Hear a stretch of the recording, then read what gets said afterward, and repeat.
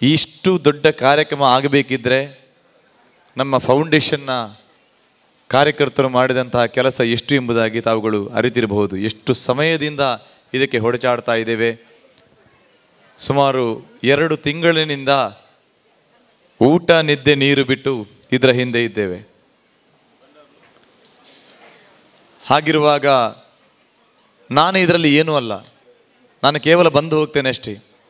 ಆದರೆ ಆಗ ನಮ್ಮ ಶಶಿಯನ್ನು ಹೇಳಿದ ಹಾಗೆ ಒಬ್ಬೊಬ್ಬರ ಹೆಸರು ಹೇಳಿದರೆ ತೊಂದರೆ ಆದೀತು. ಎಲ್ಲರೂ ತುಂಬ ಕೆಲಸ ಮಾಡಿದ್ದಾರೆ. ನಮ್ಮ ಕೇಂದ್ರ ಸಮಿತಿಯ ಎಲ್ಲ ಪದಾಧಿಕಾರಿಗಳು ಪ್ರತಿ ದಿವಸ ಬಂದು ಅದರ ಜೊತೆಗೆ ಇದ್ದುಕೊಂಡು ಮೀಟಿಂಗ್ ಮಾಡಿಕೊಂಡು ಈ ಕಾರ್ಯಕ್ರಮದ ರೂಪುರೇಷೆಗಳನ್ನು ಮಾಡ್ತಾ ಇದ್ದಾರೆ. ಇಲ್ಲದಿದ್ದರೆ ಇಷ್ಟು ಅಚ್ಚುಕಟ್ಟಾಗಿ ಇಷ್ಟು ವ್ಯವಸ್ಥಿತವಾಗಿ ಆಗಲಿಕ್ಕೆ ಸಾಧ್ಯವೇ ಇಲ್ಲ. ಬೆಳಿಗ್ಗೆ 7:15 ಅಬ್ಬರ ತಾಳದಿಂದ ತೊಡಗಿ ಈಗ 10 ಕಳೆಯಿತು. ಇಲ್ಲಿವರೆಗೆ ನಾವು ಕಂಡ ಹಾಗೆ ಒಂದೇ ಒಂದು ನ್ಯೂನ್ಯತೆ ಇಲ್ಲದೆ ಎಲ್ಲ ಊಟೋಪಚಾರದಿಂದ ಹಿಡಿದು ಎಲ್ಲ ವಿಭಾಗದಲ್ಲೂ ಇಷ್ಟು ಒಳ್ಳೆಯ ರೀತಿಯಲ್ಲಿ ನಡೆಯಬೇಕಿದ್ದರೆ ಇಷ್ಟು 1000 ಜನಕ್ಕೆ ಇದು ಕಟೀಲು ತಾಯಿಯ ಮಹಿಮೆ, ಶ್ರೀ ಸುಬ್ರಹ್ಮಣ್ಯನ ಮಹಿಮೆ ಅಲ್ಲದೆ ಮತ್ತೇನು ಹೇಳಿ. ಆ ಎಲ್ಲರಿಗೂ ನಾನು 2 ವ್ಯಕ್ತಿಗಳ ಹೆಸರನ್ನು ನಾನು ಪ್ರತಿ ವರ್ಷ ಹೇಳ್ತೇನೆ. ಅದು ಯಾಕೆ ಅಂತ ಹೇಳಿದರೆ ಈ ಕಾರ್ಯಕ್ರಮಕ್ಕೋಸ್ಕರ ಅಂತೇಳಿ ಅಲ್ಲ, ಇಡೀ ವರ್ಷ ಇದ್ರ ಜೊತೆ ಪ್ರತಿ ಕ್ಷಣವೂ ಇರ್ತಾರೆ. ನಾನು ಯಾವ ರೀತಿಯ ಅಭಿನಂದನೆ ಹೇಳಿದರೂ ಕಡಿಮೆ. ನಮ್ಮ CA ಸುದೇಶ್ ಕುಮಾರ್ ರೈ ಹಾಗೂ ನಮ್ಮ ಪುರುಷೋತ್ತಮ್ ಭಂಡಾರಿ ಅಡ್ಯಾರು ಅವರ ಬಗ್ಗೆ ಏನು ಹೇಳಿದ್ರು ಕಡಿಮೆನೆ. ಅವರಿಗೆ ಯಾವ ರೀತಿಯ ಸನ್ಮಾನ ಮಾಡಿದ್ರು. ಇವತ್ತು ಒಂದು ಶಾಲು ಕೂಡ ನಾನು ಹಾಕಲಿಲ್ಲ ಅವರಿಗೆ. ರಾತ್ರಿ ಹಗಲು ಇದ್ರ ಜೊತೆಗೆ ದುಡಿತಾ ಇದ್ದಾರೆ. ಎಷ್ಟು ಜನ ಕಲಾವಿದರು ಇದನ್ನು ನೆನಪಿಟ್ಕೊಳ್ತಾರೆ ನನಗೆ ಗೊತ್ತಿಲ್ಲ. ನೀವು ನನ್ನನ್ನು ನೆನಪಿಟ್ಕೊಳ್ಬೇಕಾದ್ದಲ್ಲ. ನಾನು ಕಲಾವಿದರಿಗೆ ಒಂದು ಕಿವಿಮಾತು ಹೇಳಲಿಕ್ಕೆ ಬಯಸ್ತೇನೆ. ನಮ್ಮ ಶಶಿಯನ್ನು ಹೇಳಿದಾಗ ಇಡೀ ನಮ್ಮ ಪ್ರದೀಪ್ ಆಳ್ವರಿಂದ ತೊಡಗಿ ಎಲ್ಲ ನಮ್ಮ ನವನೀತ್ ಶೆಟ್ಟಿ ಕದ್ರಿ, ಡಾಕ್ಟರ್ ಮನುರಾವು, ರಾಜೀವ ಪೂಜಾರಿ ಕೈಕಂಬ, ರವಿಚಂದ್ರ ಶೆಟ್ಟಿ, ಅಶೋಕ್ ನಗರ, ಉದಯಣ್ಣ ಕುಂದಾಪುರ, ಬಾಳ ಜಗನ್ನಾಥ್ ಶೆಟ್ಟರು, ಇಡೀ ನಮ್ಮ ತಂಡ, ಇಡೀ ಟೀಮ್ ಯಾವ ರೀತಿ ಕೆಲಸ ಮಾಡ್ತಾ ಇದೆ. ನಾನೊಬ್ಬ ಕಲಾವಿದ, ನನಗೆ ಈ ಕ್ಷೇತ್ರದ ಋಣ ಇದೆ. ಅದಕ್ಕೋಸ್ಕರ ಆದರೂ ನಾನು ಇದರಲ್ಲಿ ಇದ್ದೇನೆ ಎಂಬುದಾಗಿ ತಾವು ಭಾವಿಸಬಹುದು. ಆದರೆ ಅವರು ಯಾರಿಗೂ ಯಾವ ಋಣವಿಲ್ಲ. ಕ್ಷೇತ್ರದ ಯಕ್ಷಗಾನ ಕ್ಷೇತ್ರದ ಯಾವುದೇ ಋಣ ಇಲ್ಲ ಅವರಿಗೆ. ಅವರು ಯಾರು ಕಲಾವಿದರಲ್ಲ, ಕಲಾಭಿಮಾನಿಗೆ, ಯಕ್ಷಗಾನದ ಅಭಿಮಾನಿಗಳು ಅಲ್ಲ ಅವರು. ಯಥಾರ್ಥ ಹೇಳಬೇಕಿದ್ರೆ CA ಸುದೇಶನಿಗೆ ಯಾವುದೇ ಯಕ್ಷಗಾನದ ಹುಚ್ಚಿಲ್ಲ. ಪುರುಷೋತ್ತಮ ಮಂಡಲಗಳಿಗೆ ಯಾವುದೇ ಯಕ್ಷಗಾನದ ಹುಚ್ಚಿಲ್ಲ. ನವನಿತನ್ನ ನಾವೆಲ್ಲಾದರೆ ಯಕ್ಷಗಾನದಲ್ಲಿ ಸ್ವಲ್ಪ ತೊಡಗಿಸಿಕೊಳ್ತೇವೆ. ಹೀಗೆ ಕೆಲವರನ್ನು ಅರ್ಥ ಹೇಳಲಿಕ್ಕೆ ಬಿಟ್ಟಿದ್ದಾರೆ ನವನಿತನ್ನ. ಇಂಥವರೆಲ್ಲ ಇಷ್ಟು ನಮ್ಮ ಯಕ್ಷಗಾನದ ಕಲಾವಿದರಿಗೋಸ್ಕರ ತಮ್ಮ ಸಮಯವನ್ನು ತ್ಯಾಗ ಮಾಡ್ತಾರೆ, ತಮ್ಮನ್ನು ತಾವು ತೊಡಗಿಸ್ಕೊಳ್ತಾರೆ ಅಂತ ಹೇಳಿದರೆ ನಾವು ಯಾವ ರೀತಿ ಅಭಿನಂದನೆ ಸಲ್ಲಿಸಬೇಕು ಅವರಿಗೆ ಹೇಳಿ. ಕೆಲವರು ಯಕ್ಷಗಾನದ ಕಲಾವಿದರು ಬಂದು ಸುದೇಶನ ಆಫೀಸಲ್ಲಿ ಅವರಿಗೆ ಬೈತಾರೆ. ಎಂಗ್ಲಿಗೆ ಅಪ್ಲಿಕೇಶನ್ ಕೊರದು 3 ವರ್ಷ ದಾನೆ ಕೊರತು ಜಾರು. ಅಪ್ಲಿಕೇಶನ್ ದಯವಿಟ್ಟು ತಿಳ್ಕೊಳ್ಳಿ, ಅಪ್ಲಿಕೇಶನ್ ಕೊಟ್ಟವರಿಗೆ ಎಲ್ಲ ಕೊಡಲಿಕ್ಕೂ ಆಗಲ್ಲ. ಯಾರು ಸತ್ಪಾತ್ರರಿದ್ದಾರ ಅವರಿಗೆ ಮಾತ್ರ ಇದು ಸಲ್ಲಬೇಕಾದ್ದು. ಇದು ದಾನಿಗಳ ಅಭಿಪ್ರಾಯ ಕೂಡ. ಒಬ್ಬರು 60-70 ಲಕ್ಷದ ಒಬ್ಬ ಕಲಾವಿದನಾದರೂ, ಈಗ ಯಕ್ಷಗಾನ ಕಲಾವಿದರು ಎಲ್ಲರೂ ಅಶಕ್ತರಲ್ಲ, ತುಂಬ ಸಶಕ್ತರಿದ್ದಾರೆ. ನಾವು ಏನೂ ಅಲ್ಲ ಯಕ್ಷಗಾನದಲ್ಲಿ.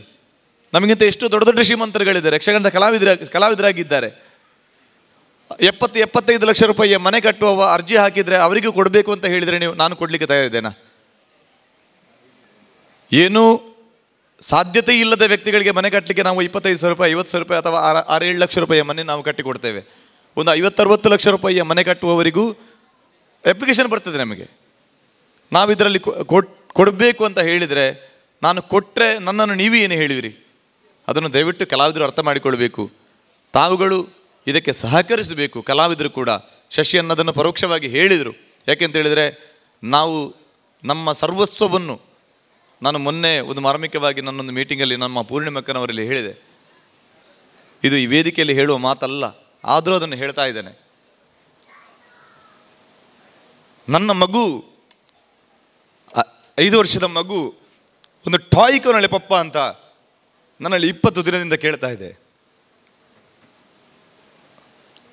ಬೇರೆಯವರು ತಂದು ಕೊಟ್ಟದ್ದು ಬೇಡ, ಅದಕ್ಕೆ ನನಗೆ ಅದಕ್ಕೆ ಕೊಡಲಿಕ್ಕೆ ಟೈಮ್ ಇಲ್ಲ.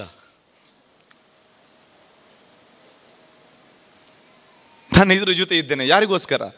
ನನಗೆ ಯಕ್ಷಗಾನದಲ್ಲಿ ಹೆಸರು ಬಂದದ್ದು ನನ್ನ ಭಾಗವತಿಕೆಗೆ ಹೊರತು ಇದಕ್ಕಲ್ಲ. ನಾನು ಅದನ್ನು, ಆ ಸರ್ವಸ್ವವನ್ನು ಇದಕ್ಕೋಸ್ಕರ ತ್ಯಾಗ ಮಾಡ್ತಾ ಇದ್ದೇನೆ.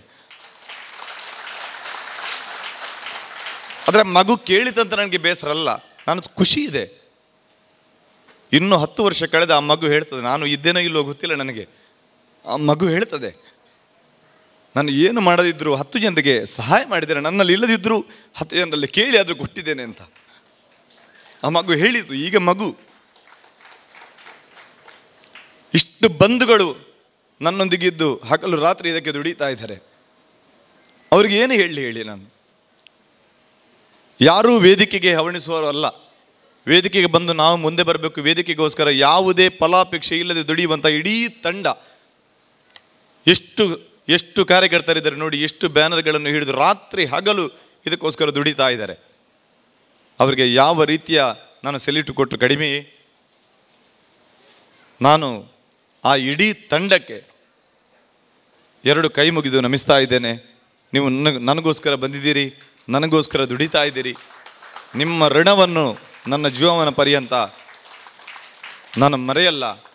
ನನ್ನಿಂದ ಕೊಡಲಿಕ್ಕೆ ಏನೂ ಸಾಧ್ಯ ಇಲ್ಲ, ಆದರೆ ನನ್ನ ಹೃದಯದಲ್ಲಿ ನೀವು ಶಾಶ್ವತವಾಗಿ ಇರ್ತೀರಿ ಅಂತ ಆ ಒಂದೇ ಮಾತನ್ನು ಹೇಳಿ ನಿಮಗೆಲ್ರಿಗೂ ಮತ್ತೊಮ್ಮೆ ಮಗದೊಮ್ಮೆ ಇಂತಹ ಪುಣ್ಯಾತ್ಮ ದಾನಿಗಳನ್ನು ನನಗೆ ಆ ಕಟೀಲು ತಾಯಿ ಕರುಣಿಸಿದ್ದಾಳೆ.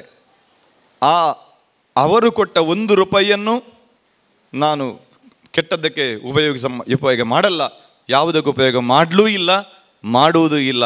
ಯಾರು ಏನು ಹೇಳಲಿ, ಯಾರು ಏನು ಹೇಳದೇ ಇರಲಿ, ಇದು ಒಳ್ಳೆಯ ಕಾರ್ಯಕ್ಕೆ ವಿನಿಯೋಗ ಆಗ್ತದೆ ಅಂತ ನಿಮಗೆ ಭರವಸೆಯನ್ನು ಕೊಡುತ್ತಾ, ಅದರಲ್ಲಿ ಎಷ್ಟು ನಿಂದನೆಗಳನ್ನು ನಾನು ಸಹಿಸಿದ್ರು, ನಾನು ಎಷ್ಟು ಈ ಭಾಗವತಿಗೆ ಕ್ಷೇತ್ರದಲ್ಲಿ ಅಥವಾ ನನ್ನ ಯಕ್ಷಗಾನ ಕ್ಷೇತ್ರದಲ್ಲಿ ನಾನು ನೋವು ಉಂಡಿದ್ರು ಕೂಡ ಅದು ನನ್ನ ಕಲಾವಿದರಿಗೋಸ್ಕರ, ನನಗೋಸ್ಕರ ಅಲ್ಲ.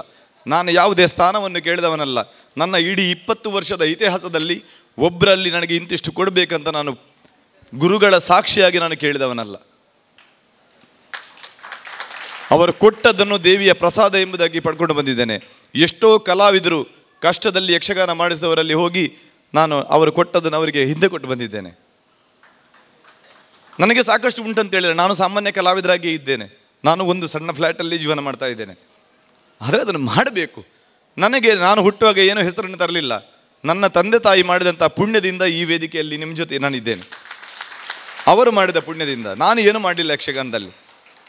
ನನಗಿಂತ ಎಷ್ಟೆಷ್ಟು ದುಡಿದ ಮಹಾನ್ ಕಲಾವಿದರುಗಳಿದ್ದಾರೆ, ಎಷ್ಟೆಷ್ಟು ಹೆಸರು ಮಾಡಿದ ಮಹಾನ್ ಕಲಾವಿದರುಗಳಿದ್ದಾರೆ. ಅವರ ಮುಂದೆ ನಾನು ಏನೂ ಅಲ್ಲ. ಆದರೆ ಇಂತಹ ಅಭಿಮಾನಿಗಳನ್ನು ಪಡೆದ ನಾನು ಧನ್ಯ. ನೀವು ನನಗೆ ಕೊಟ್ಟ ಸಪೋರ್ಟನ್ನು ಯಾವತ್ತೂ ನನ್ನ ಮರೆಯಲಿಕ್ಕೆ ಸಾಧ್ಯ ಇಲ್ಲ. ಎಲ್ಲ ಗಣ್ಯರಿದ್ದೀರಿ. ಬೆಳಿಗ್ಗಿನಿಂದ ಇಲ್ಲಿವರೆಗೆ ಆದ ಕಾರ್ಯಕ್ರಮದಲ್ಲಿ ಏನಾದರೂ ಬಂದಂಥ ಗಣ್ಯ ಅತಿಥಿಗಳಿಗೆ ನನ್ನಿಂದ ಲೋಪವಾಗಿದ್ದರೆ ಅಥವಾ ನನ್ನ ಬಂಧುಗಳಿಂದ, ನಮ್ಮ ಫೌಂಡೇಶನ್ನ ಬಂಧುಗಳಿಂದ ಏನಾದರೂ ಲೋಪಗಳಾಗಿದ್ದರೆ ದಯವಿಟ್ಟು ಕ್ಷಮಿಸಿ. ತಾವುಗಳೆಲ್ಲರೂ, ಇದು ನಮ್ಮ ಫೌಂಡೇಶನ್, ನಾವೆಲ್ಲರೂ ಒಂದು ನಿಜವಾದ ದೇವರ ಸೇವೆ, ಬಡವರ ಸೇವೆ, ಅದರಲ್ಲೂ ಸರಸ್ವತಿಯ ಸೇವೆ ಮಾಡುವಂಥ ಬಡ ಕಲಾವಿದರ ಸೇವೆ ಎಂಬುದಾಗಿ ಭಾವಿಸಿ ನಾವೆಲ್ಲರೂ ಒಗ್ಗಟ್ಟಾಗಿ ಹೋಗೋಣ ಎಂಬುದಾಗಿ ಹೇಳುತ್ತಾ, ದಯವಿಟ್ಟು ಏನಾದರೂ ತಪ್ಪುಗಳಾಗಿದ್ದರೆ ಮತ್ತೊಮ್ಮೆ ಮಗದೊಮ್ಮೆ ನಿಮ್ಮಲ್ಲಿ ಕ್ಷಮೆಯಾಚಿಸಿ ಎಲ್ಲ ವೇದಿಕೆಯ ಗಣ್ಯರಿಗೆ ಮತ್ತೊಮ್ಮೆ ವಂದಿಸಿ 2 ಮಾತನ್ನು ಮುಗಿಸ್ತೇನೆ. ನಮಸ್ಕಾರ.